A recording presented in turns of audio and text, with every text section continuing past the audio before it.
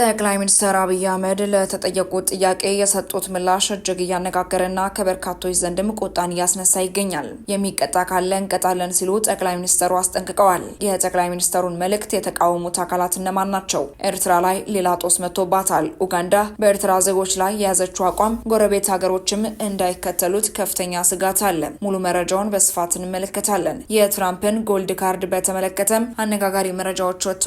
እኚህን መረጃዎች በስፋት የምናስደምጣቸው ሰላም ጤና ይስጥልን። በመላው ክፍለ ዓለማት የምትገኙ የዴ ታርጌት ኒውስ ቤተሰቦቻችን በያላችሁበት የዓለም ስፍራ ሁሉ ሰላማችሁ ይብዛልን እያልን እነሆ ለቻናላችን አዲስ ከሆናችሁ ቻናላችንን ሰብስክራይብ በማድረግ ቤተሰብ እንድትሆኑን በተጨማሪም የደወል ምልክቷን በመንካት ዘላቂ ቤተሰብነትን ከኛ ጋር እንድትመሰርቱ እንዲሁም በየዕለቱ የምንለቃቸውን ቪዲዮዎችን ከወደዳችሁ ላይክ እና ሼር እንድታደርጉልን እየጠየቅን ወደ መረጃዎቹ እናምራለን። መልካም ቆይታ።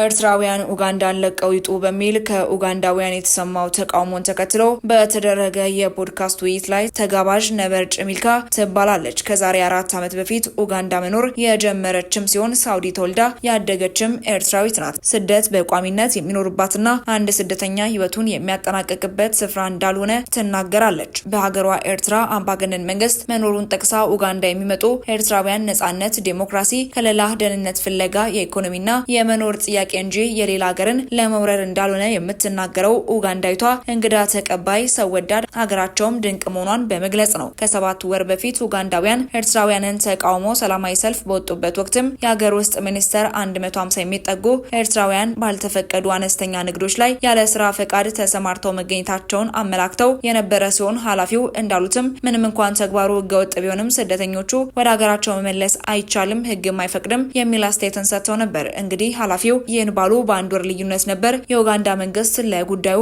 እልባት ለመስጠት ሲመክርበትም የቆየው። ኃላፊው እንዳሉትም ህግ አልተከተሉም የተባሉትን ሰብስቦ ምክር ከመስጠት የዘለለ የሚወሰድ ምንም አይነት እርምጃ አለመኖሩ ኡጋንዳን ወደ እግድ እርምጃ እንዳመራት ነው ዘግይቶ የወጡ መረጃዎችም የሚያረጋግጡት። አፍሪካን ኢንተለጀንስ ካምፓላ ኤርትራውያን ጥገኝነት ጥያቄዎች ወደ አገሯ እንዳይገቡ ይፋዊ ባልሆነ መንገድ አገደች ሲልም በድብቅ የተላለፈውን ውሳኔም ይፋ አድርጓል። ከዚህ ውሳኔ የተደረሰውም በህገወጥ የሰዎች ዝውውር በወንጀል የተገኘን ገንዘብ ህጋዊ ማድረግ ከሚባል ወንጀል ጋር የተያዙና በተመሳሳይ ህገወጥ ከሆኑ ተግባራት ጋርም በተያያዘ ነው። የሻቢያ ኮንትሮባንድ፣ ጥቁር ገበያና ህገወጥ አማጺዎችን በማሰልጠን በሚገኘው ገቢ የሚተዳደር መሆኑን እያደር በከፍተኛ ደረጃ የኤርትራ ተወላጆችን እየጎዳን ነው። ሰሞኑን የአሜሪካ መንግስት ከዚሁ ጋር በተያያዘ የቪዛ ማዕቀብ የጣለባት ኤርትራ ዜጎቿ በስደትና በጥገኝነት ወደ ኡጋንዳ መግባት እንዳይችሉ መታገዳቸውን ዜናውም የከፋም ያደርገዋል። ሚልካ እንዳለችውም ከሌላ ፍለጋ የሳዋን የግዳጅ ውትድርና የሚሸሹና በዲሞክራሲ ስራጦት አማራጭ ፍለጋ የሚሰደዱ ኤርትራውያን ህጋዊ ድጋፍና ዋስትና ይሻሉ። ስደት የህይወታቸው መጨረሻ ሳይሆን ጊዜያዊ የመኖሪያ ህልውና ማስቀጠያ በመሆኑ በዓለም አቀፉ ህግጋትም መሮችም ሊስተናገዱ እንደሚገባ ልክ እንደሚልካ ፍትህ ወዳዶችም ይስማማሉ። ህግ ማክበር እንደሚገባ በስደት ውስጥም ሻቢያ እጁን አስገብቶ በህገወጥ እንደሚነግድም የሚያውቁት ይህንኑ የኡጋንዳ ውሳኔ ሌሎችም የቀጠናው ሀገራትም እንዳይከተሉትም ይሰጋሉ። ይህ ጉዳይ ዛሬ ላይ ለበርካታ ኤርትራውያን ስጋት ቢሆንም ከፍተኛ ቁጥር ያላቸው ኤርትራውያንን አቅፋ ያዘችው ኢትዮጵያ ኤርትራውያን እንዳያስቡ በውጭ ጉዳይ ሚኒስትሯ በኩል ከቀናት በፊት መተማመኛም ሰጥታለችም። ወደ ቀጣይ መረጃችን ስናመራ ጠቅላይ ሚኒስትሩ ያስተላለፉት መልእክት በርካቶችን አሳዝኗል። ጥሩ የዕለት ተዕለት የህዝብ ግንኙነት የላቸውም የሚባሉት ጠቅላይ ሚኒስትር አብይ አህመድ መድረክ ሲያገኙ የሚሰጡት መረጃ በደጋፊዎቻቸው ዘንድ የሚያበሳጭ ሆኗል። እነዚህ ወገኖች እንደሚሉትም የሁሉ መረጃ እጃቸው ላይ ያለ በላዩ ለህዝብ ማቅረብና ህዝብ የተመጣጠነ መረጃ አግኝቶ ፍርዱን እንዲሰጥ የማይደረግበት ምክንያት እንደማይገባቸውም እነዚህ ወገኖችም ይናገራሉ። ከመላው ሀገሪቱ ከተውጣጡ የንግዱ ማህበረሰብ ተወካዮች ጋር ውይይት ባደረጉበት ወቅትም ከተነሱላቸው ጥያቄዎች መካከል አብዛኛዎቹ በዕለት ተዕለት የህዝብ ግንኙነት ስራ ሊሰሩ እንደሚገባ እንደነበር የሚገልጹ ወገኖችም የሀገሪቱን ሰላም የሚረብሹ 60% የሚሆኑት የሀገሪቱ ባለሀብቶች መሆናቸውን ሲሰሙ ማዝነዋል። ኢትዮጵያ ውስጥ እዛም እዚህም የሚነሳው ጦርነትን አስመልክቶ የሰላም ያለ ሲሉ ጥያቄ ያቀረቡ ነጋዴዎች የተሰጣቸው መልስ ራሳችሁ እየቀለባችሁ ፋይናንስ እያደረጋችሁ እኔን መልሳችሁ ሰላም ብትሉኝ አይሆንም፣ ሰላም ከፈለጋችሁ ፋይናንስ አታድርጉ የሚል ነበር። ይህ የጠቅላይ ሚኒስትሩ ምላሽ መንግስት መረጃ መረጃ እንዳለው የሚያመላክት ስለመሆኑ ጥርጣሬ ባይኖረውም የመንግስት የተለያዩ ኃላፊዎች ከህዝብ ጋር ሲገናኙ ለሚነሱላቸው ተመሳሳይ ጥያቄ በዚህ መልኩ አንድም ቀን ሲናገሩ አለመሰማታቸው አስገርሟል። ጠቅላይ ሚኒስትር አብይ አህመድ በስብሰባው ላይ የሰላም ችግር እንደሚወራው ባይሆንም በባለሀብቶች የስራ እንቅስቃሴ ላይ ችግር እንደሚያስከትልም አልካዱም። ይሁንና 60 ከመቶ ችግር እዛው ፊታቸው ከተሰበሰቡ ነጋዴ ባለሀብቶች የሚመነጭ መሆኑ ለሰሚዎች ድንጋጤን ፈጥሯል። ጠቅላይ ሚኒስትር አብይ አህመድ ጫካ ያሉትን ታጣቂዎች በገንዘብ መደገፍ ወይም ደግሞ ማበረታታት አቁሙ፣ ገንዘብ ወደ ጫካ አትላኩ ሲሉ በግልጽ ባስታወቁት ንግግራቸው ተሰብሳቢ ባለሀብቶቹ እውነተኛ ሰላም ፈላጊ ከሆኑ በጫካ ያሉ ኃይሎችን መደገፍ፣ መቀለብ አቁመው ወደ ሰላም እንዲመጡ መምከር እንደሚጠበቅባቸውም አስገንዝበዋቸዋል። ሰላም በህብረት እንደሚመጣም ነግረዋቸዋል። የበጀት ማዘጋጃ ላይ በምክር ግብዓት ለመውሰድም መድረኩ መዘጋጀቱን ያመላከቱት አብይ አህመድ ሰላም የሚፈልግ ካለ በእኛ በኩል ምንም ችግር የለውም እንቀበላለን፣ እናንተ ጫካ ብር አትላኩ።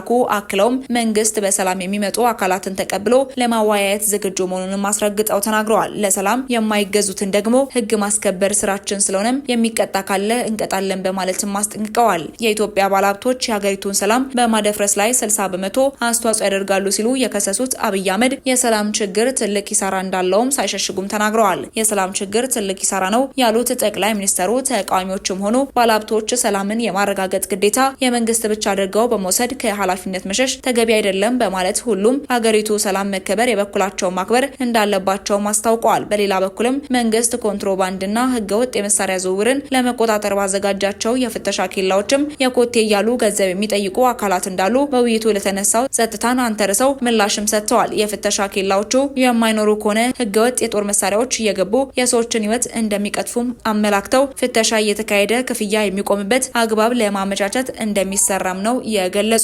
በየኬላው ገመድ እየወጠሩ ገንዘብ የሚለቅሙ ዞሮ ዞሮ ጫናውን የሚያሳርፉት አገልጋዩ ላይ ዋጋ በመጨመር በመሆኑ መንግስት ትኩረት እንዲያደርግም በተደጋጋሚ ጥያቄ ሲቀርብ እንደነበርም ይታወሳል። ጠቅላይ ሚኒስትሩ ሲቀጥሉም መከራችን የትላንትና የነገ ነው ያሉም ሲሆን ነገር ግን የዕለት የዕለቱን ብቻ ከማሰብ በዘለለ ነገን በማሰብ ምክክር ስለማድረግ ብዙ ጅምሮቻችን መልካም ስራዎችን ቢሆኑ እንቅፋቶቻቸውም የበዛ ነውም ብለዋል። የዕለት የዛሬን ብቻ በማሰብ ነገ እንዳያመልጠን ለማስተማር ከመንግስት ባልተናነሰ የንግዱ ማህበረሰብ ከፍተኛ ኃላፊነት እንዳለበትም ጠቁመዋል። 5 ዋና ዋና ችግሮች መኖራቸውን ያነሱ ሲሆን አንደኛው ችግር የወረስነው ድህነትና ድህነት ለመውረስ የተዘጋጀ ትውልድ መኖር ነውም ብለዋል። ለአብነትም በአዲስ አበባ ካዛንቺስ አካባቢ ካሁን ቀደም የነበረውን ሁኔታ ለመኖር ምቹ እንዳልነበርም አስታውሰው የህብረተሰቡ አኗኗርን ለማሻሻል ወደ ተሻለ አካባቢ እንዲሄዱ መደረጉንም ተናግረዋል። ጠቅላይ ሚኒስትሩ በሌላው ንግግራቸው ከሚሰራ ሰው ይልቅ ተኳሹን የማወደስ አመለካከት ነጋዴው እንደ ስራ ፈጠራ ሳይሆን እንደ ሌባና እንደ አጉዳይ እንዲታይ አድርጎታልም ብለዋል። በግብርና በኢንዱስትሪው የሰው ኃይልን በማብቃትም ሆነ በሌሎች ዘርፎችም ያለውን የስልተ ምርት ችግር አራተኛው ችግር መሆኑን ገልጸው ይህም በማለፍ እንዴት ውጤታማ መሆን ይቻላል በሚለው ጉዳይ ላይም ይበልጥ ማሰብ እንደሚጠበቅም